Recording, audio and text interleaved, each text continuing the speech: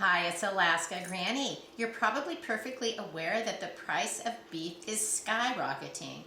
I think the price of beef just in 2025 has gone up something like 10%. And we're only partway through the year. So what can we do? We know we have to tighten our budget, and not only will we go to the meat counter and find that those prices have gone up so much, but then think of all the other products that you buy that include beef in them. Do you ever buy cans of roast beef? Maybe now you're glad you have some in your stockpile. I have always enjoyed the Hereford canned beef. I think it's very good. It comes with gravy. I did a review on it before, and it's something that I use frequently. It isn't something that I'd buy to use every day, but I certainly prefer to have a can of beef over no beef if I want to make a beefy recipe.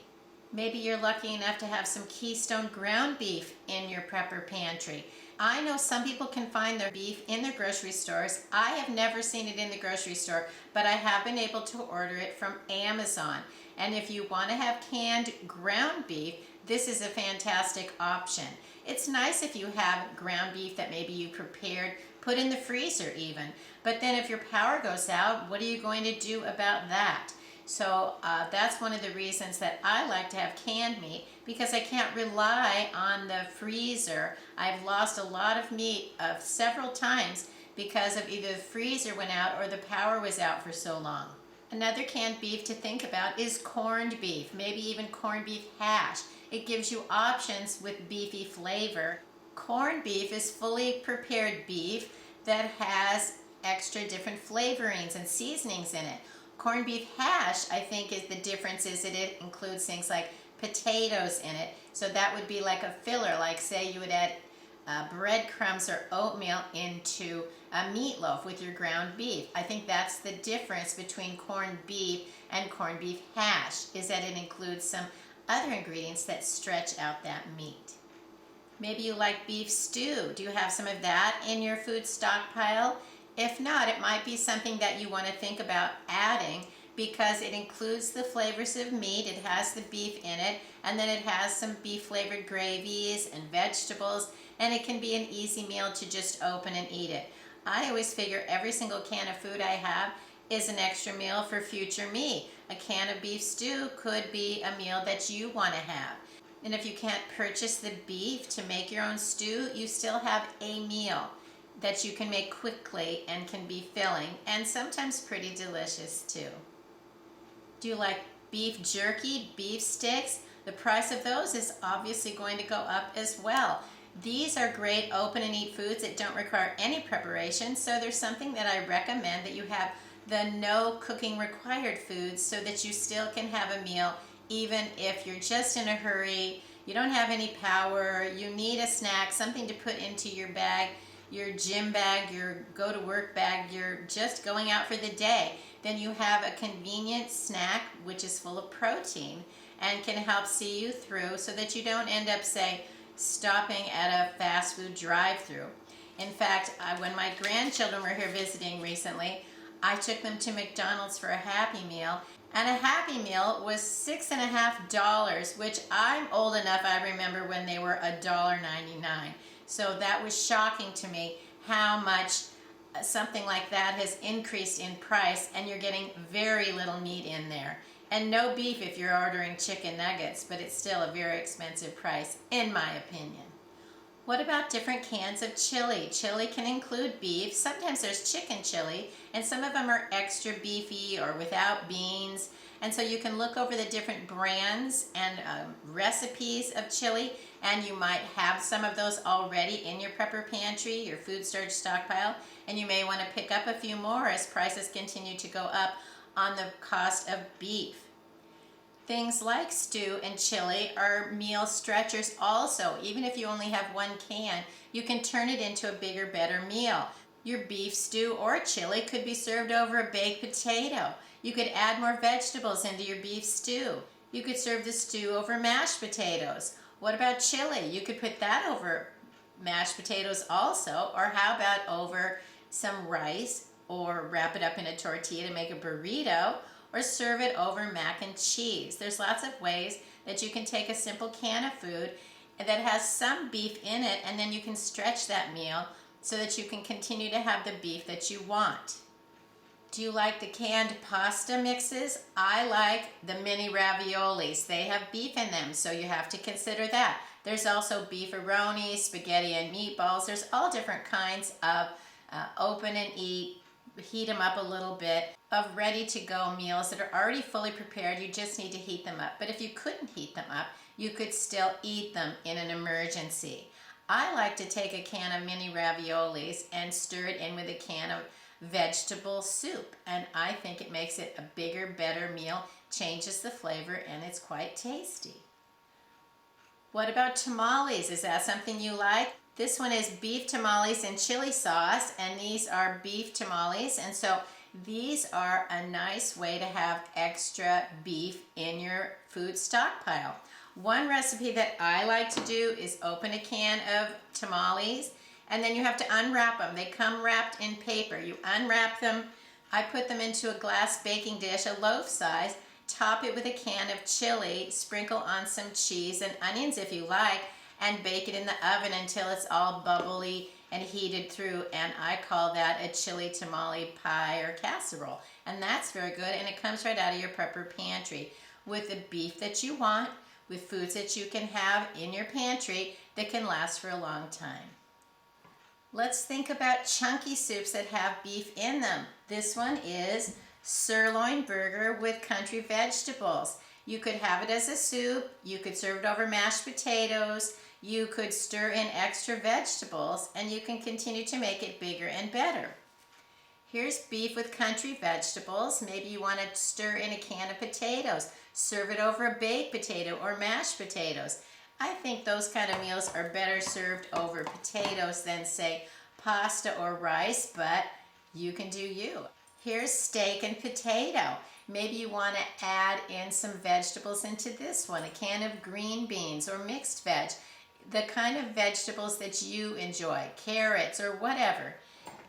Do you remember the good old days when you could get a hot roast beef sandwich? You could go into like a diner and get a hot roast beef sandwich, and they would put a piece of bread and some mashed potatoes and then serve some beef with gravy over the top of it. Do you remember that? I don't even know if you can get that anywhere anymore.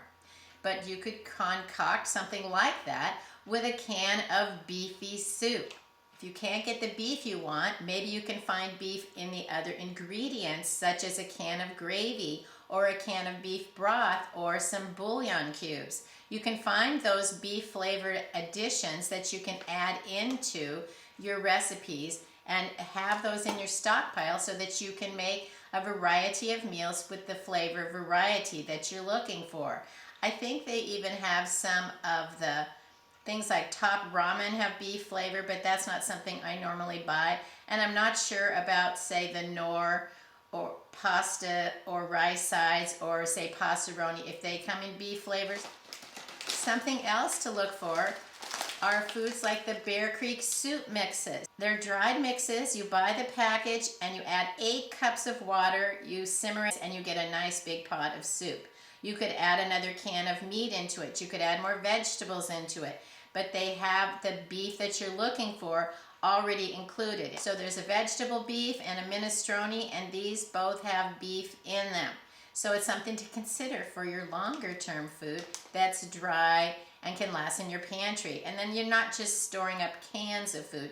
You also have some dried food that takes up less space. But remember, you need water when you want to prepare these. Do you ever buy cans or jars of pasta sauce? Look for some that are meat flavored. That might be a way to have that extra meat flavor in there when you don't have the meat to make, say, meatballs or stir in some cooked up ground beef or sausage.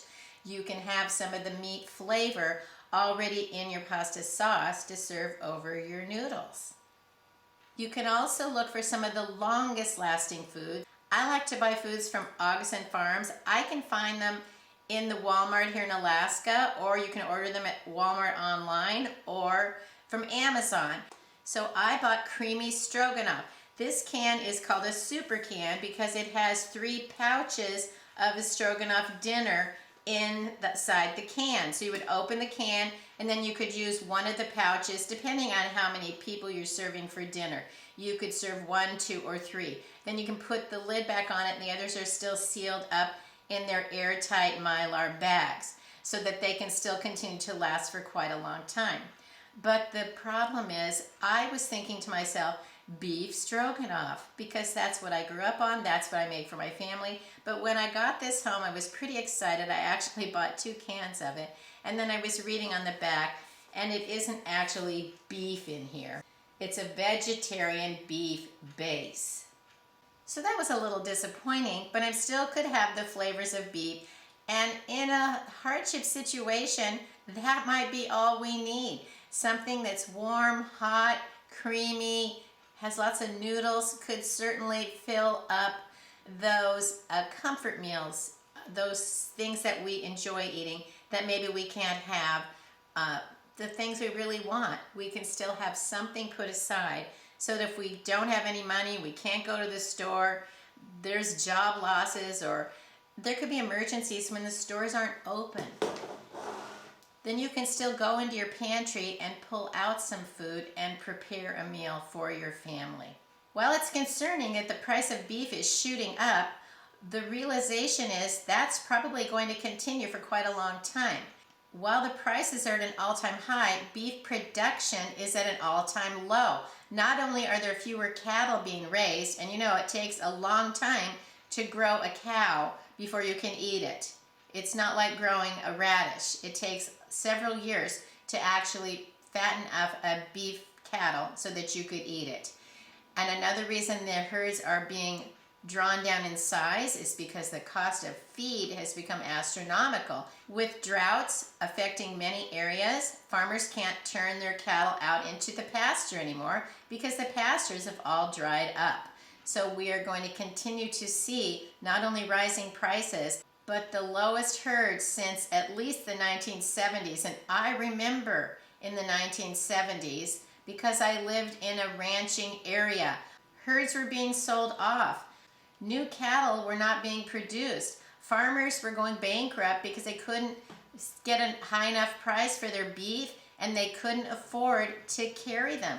It was a very concerning time if you were in the cattle industry. I've also read that the herd size has gone down now even below what it was in the 70s and maybe into what it was in the 1950s. That was a lot fewer cattle in the 1950s, and the world population was much lower then. So that's something else to think about as well. When you look at also the amount of people going on a paleo diet, that could be affecting it as well. If people aren't willing to eat the fillers that a lot of us serve with our meals, they only want to have big slabs of meat, that will affect the supply and demand as well.